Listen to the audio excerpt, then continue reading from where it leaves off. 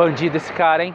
Chevrolet Tracker Midnight. Alternativa para quem quer um design diferenciado, mas não está muito preocupado com praticidade num SUV compacto. O que ele tem de diferente?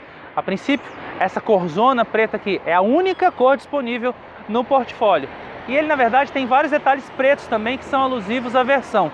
A gravatinha não é dourada, cara, é preta. Aqui do lado a gente encontra também mais detalhes pretos.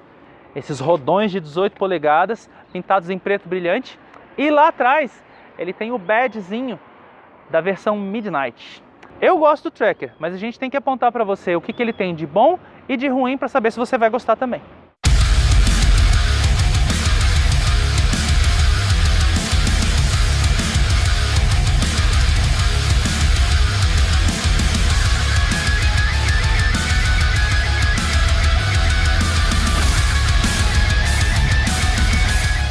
Ontem eu pus o Tracker Midnight na estrada. Para quê? Para aproveitar o que ele tem de melhor. É a primeira coisa que a gente tem que falar, não tem como. O que a Chevrolet fez de melhor pelo Tracker foi mudar o motor antigo 1.8 que equipava o Cruze também pelo 1.4 turbo que outra vez equipa o Cruze novo, né? E o melhor desse motor é realmente aquela coisa do downsizing. Ele é um cara torcudinho, né? Tem esse motor, tem esse turbo de baixa inércia que faz com que ele tenha força legal de um pouquinho antes de 2.000 rotações até cerca de 4.000, 4.100, 4.200 rotações, né? E é torque abundante. Apesar desse cara aqui ser pesado, ele deslancha, sabe? É gostoso de você guiar o Tracker na estrada, né? Você sente segurança para ultrapassar, você tem acelerações e retomadas assim bem condizentes mesmo.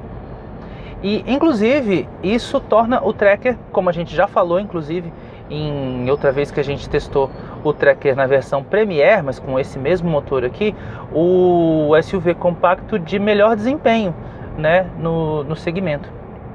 Outra coisa que é interessante a respeito desse motor é que ele é muito suave, bastante silencioso, né? E opera assim de um jeito minimamente incômodo para quem está aqui na cabine no que diz respeito a ruído, vibração e tal. Então o acerto realmente é muito bom, é um motor moderno, é econômico.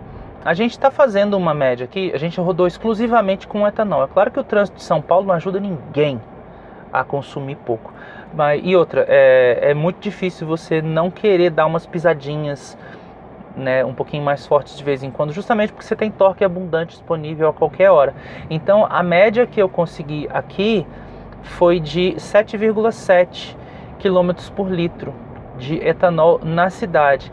Mas na estrada, o que é mais legal, eu consegui ultrapassar 12 km por litro de etanol rodando em velocidade constante, a 120 km por hora com o Cruise Control ativado. A gente chegou a fazer cerca de 12,6 km por litro de etanol. Poxa, é muito bom.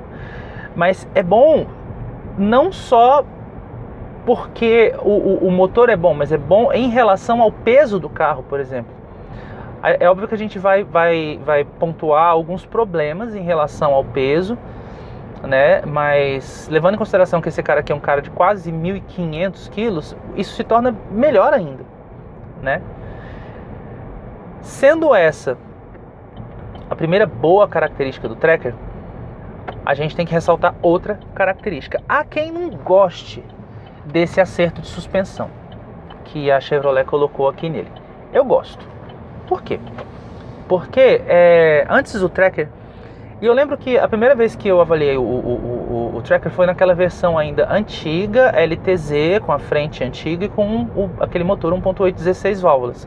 Só que, ainda que o desempenho não fosse lá muito bom, ele era um cara muito bom de curva. E olha que não tinha nem controle de tração e estabilidade como esse aqui tem, né? Só que ele tem entre-eixos curto e desde sempre, desde que ele começou a ser importado aqui para o Brasil, né, desde que ele começou a vir aqui, ele vem com roda grande e pneu largo.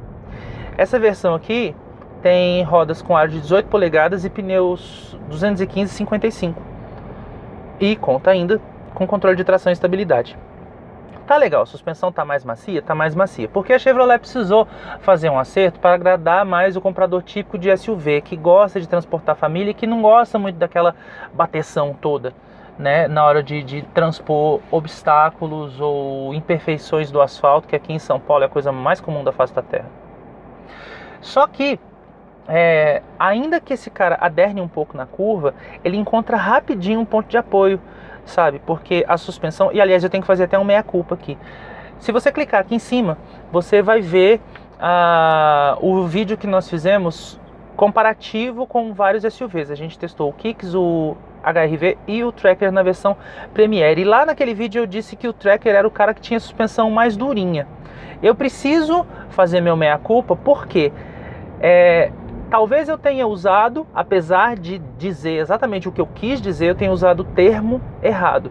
Não é que ele tenha suspensão mais dura, mas é que o curso da suspensão, ela encontra o seu ponto de equilíbrio mais rápido do que os outros. Por exemplo, no Kicks e no HR-V, você encontra mais isso aqui, entendeu? Tipo, o carro ele vai muito mais para o lado, muito mais para o outro, mais rápido. E ontem eu tive a oportunidade de subir a serra vindo de Santos para São Paulo pela rodovia Anchieta, né? E é um trecho travadinho, né? Mesmo assim, foi uma coisa muito de, sabe, fazer a curva para cá, fazer a curva para cá, e esse cara encontrar o ponto de apoio dele rapidinho. Tá certo que ele conta com babazinhas eletrônicas fofinhas, né, para poder tornar a condução mais segura ainda, né, e para fazer com que ele não seja um carro muito bobo na hora de você contornar curvas, né? Mas não é só isso, é que tem essa coisa também do entre-eixos curto, tem essa coisa das rodas grandes, dos pneus largos, né? E, enfim, eu particularmente gosto bastante do acerto de suspensão dele. Eu não acho que o acerto de suspensão do Tracker seja ruim, nem acho que ele seja instável, ainda que algumas pessoas ou algumas outras publicações digam que esse acerto ficou ruim. Na nossa opinião, não é ruim não, pelo contrário. Só que, é claro que agora a gente tem que pensar sobre o custo-benefício. Esse cara aqui custa R$ 106.290. É um projeto um pouco mais antiquado, ele sofre com alguns problemas decorrentes desse projeto antigo. O principal deles é a falta de espaço, isso a gente já pontuou lá no outro teste. É claro que o nosso critério de avaliação de espaço interno é um pouco diferente da maioria, só que a gente tem que olhar pelo que temos aqui, né, à disposição. Um cara grande de 1,90 m que precisa dirigir com o banco todo recuado. E é possível a gente fazer esse tipo de avaliação. Eu bato nessa tecla em todo o santo vídeo aqui. Por quê? Porque, na nossa opinião, os carros mais espaçosos são aqueles que, mesmo com o banco dianteiro totalmente recuado, ainda conseguem oferecer espaço suficiente para as pernas ali no banco traseiro, entendeu? Tem carros compactos que oferecem um espaço excelente com o banco dianteiro totalmente recuado. Não é o caso do Tracker. Aqui eu dirijo com o banco todo baixo, todo para trás, e se eu quiser entrar ali no banco traseiro, eu tenho que chegar o banco para frente. De novo, assistindo aquele vídeo que a gente recomendou aqui, o comparativo, você vai ver o que é preciso fazer para entrar no banco traseiro do Tracker se tiver com o banco dianteiro todo recuado. Simplesmente não dá, não cabe ninguém aqui atrás com o banco dianteiro todo recuado, ponto, né? E outro problema que ele tem é o fato de ter o porta-malas muito pequeno. Ele só ganha daquele porta-malas pífio do Renegade, né? Mas ele perde até do porta-malas do EcoSport, que sempre foi pequeno, né? Então são só 306 litros de capacidade. Amiguinho, o HB20 leva mais ou menos isso, o Sandero leva mais do que isso, o Kwid leva quase isso. É muito pouco para um SUV compacto. Então isso tudo é decorrência de um projeto antigo, né? Ele tem, claro, o pacote dele de equipamentos não é ruim não, ele tem coisas bem bacanas, né? Deixa a desejar em alguns aspectos, mas ele tem coisas bem bacanas. Vamos falar sobre o que ele tem de bom, o Tracker Midnight. Controle de tração e estabilidade, né? Olha que legal, bacana mesmo. Ele tem essa central multimídia que é compatível com o Android Auto, com o Apple CarPlay, né? Funciona em conjunto com o OnStar, e o OnStar ainda é exclusivo aqui no Brasil, é uma mão na roda em termos de segurança, né? É claro que antigamente, quando você tinha a central multimídia com o GPS, integrado, que hoje ninguém mais usa, porque todo mundo usa o Waze, você espelha já o Waze aqui na central multimídia, ou seja, ter GPS aqui no carro é uma coisa meio sem propósito. Mas era legal, só porque era legal você falar com a concierge aqui do OnStar e falar para ela, por favor, mande o endereço aqui para a central multimídia do carro. É muito chique, né? Não faz o menor sentido, mas é chique. Entendeu? Só que agora, assim, a concierge ficou meio... A gente usou o OnStar 2 vezes essa semana e ficamos procurando o que perguntar para a concierge, porque meio que, né, não tem muito o que perguntar. Enfim, mas não deixa de ser um aparato legal de segurança. Volante multifuncional, revestimento em couro. E esse revestimento aqui é bem legal mesmo. Tem algumas coisinhas que deixam a desejar, como por exemplo o excesso de plástico aqui na porta, entendeu? Só que tem uma seçãozinha aqui que poderia ser de cor. Isso aqui, por exemplo, é um tipo de... Eu não sei que material que é esse, sinceramente, eu não sei que material que é esse. É meio macinho, mas não é muito macio. Não é plástico, mas não é couro. Enfim, pelo menos o lugar aqui onde seu braço fica apoiado, não fica apoiado no plástico duro. Tem umas coisas que, poxa, outras marcas poderiam adotar. Tá certo que são só detalhes estéticos, mas, isso aqui não é plástico que imita alumínio. É alumínio mesmo. Você encosta aqui, geladinho. Isso aqui também, bonitinho. Sabe? Poxa, que revestimento bacana. Aí tem uma seçãozinha aqui no meio que é revestida de couro também. Então o acabamento dele ficou melhor.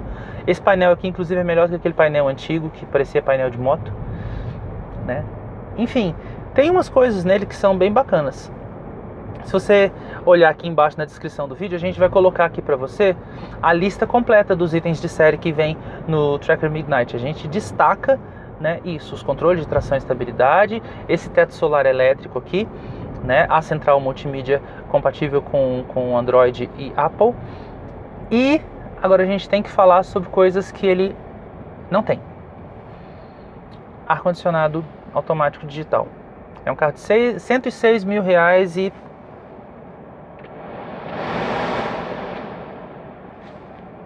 não tem ar-condicionado automático digital. Outra coisa que ele não tem. Tem no Premiere, mas não tem nesse aqui. Eu não sei, acho que não ia ser nenhuma coisa muito cara, sabe, de colocar, mas poxa, um porta-óculos aqui no teto. Tem no Premiere e não tem aqui. Não consigo entender. Que legal que esse cara tem esse negocinho aqui de tráfego cruzado. Como é que é o nome disso aqui? Sensor de tráfego cruzado. Mas se você for parar para pensar que o Tracker Premiere custa R$1.000 a mais só e tem ainda os alertas de colisão e o sensor de aproximação traseiro, você fica assim, poxa, não poderia colocar o pacote completo nesse cara aqui? Talvez não fizesse sentido, ou talvez fizesse, não sei. Eu sei que por custar só R$1.000 a menos, eu não sei se esse pacote estético, né, faz esse carro valer isso tudo, porque ele não tem tantas coisas menos assim do que o Premiere, não. O Premiere tem a mais 6 airbags, esse aqui só tem airbag frontal, 2 airbags frontais. O Premiere tem esses alertas, né, alerta de colisão traseira, de aproximação traseira, de colisão dianteira e aproximação traseira, isso aqui não tem. E o Premiere tem esse negocinho aqui no teto. Mas eu acho que não é que o do Premiere vale só R$1.000 a mais. É que eu acho que esse cara aqui poderia custar um tiquinho menos por não ter isso. Airbags são importantes e esses auxílios eletrônicos de segurança também são importantes, né? Então, se a GM cobrasse, acho que no máximo uns 104, 103, 104 mil por esse cara aqui, eu acho que estava um preço bem pago, sabe? Mas eu não sei se ele vale esses 106.290. É claro que a gente não pode também fazer vista grossa demais ao fato dele ser esse bandidão, sabe? Porque ficou bonito, cara, com essas rodas pretas grandonas aqui, de 5 raios. Todo pretão, todo com decoração preta para tudo quanto é lado que você olha. Ele é preto, com revestimento preto, com roda preta, com tudo preto. Bandido. Mas aí que tá, a gente só fica se perguntando se ele realmente vale isso tudo. De todo jeito é uma opção, né? a gente acha que ele compensa principalmente pelo visual, pelo desempenho. A gente acha que ele não compensa pela praticidade e pelo fato de poder ter alguns equipamentos a mais custando isso tudo. Porque tem outros caras que têm mais equipamentos, são mais espaçosos e custam bem pouquinho a mais só. Como é o caso, por exemplo, do HRV na versão XL que a gente acabou de testar. Então, fica aí a dica para você. Depende do que for sua prioridade, pode ser que o Tracker Midnight seja uma boa opção de compra para você.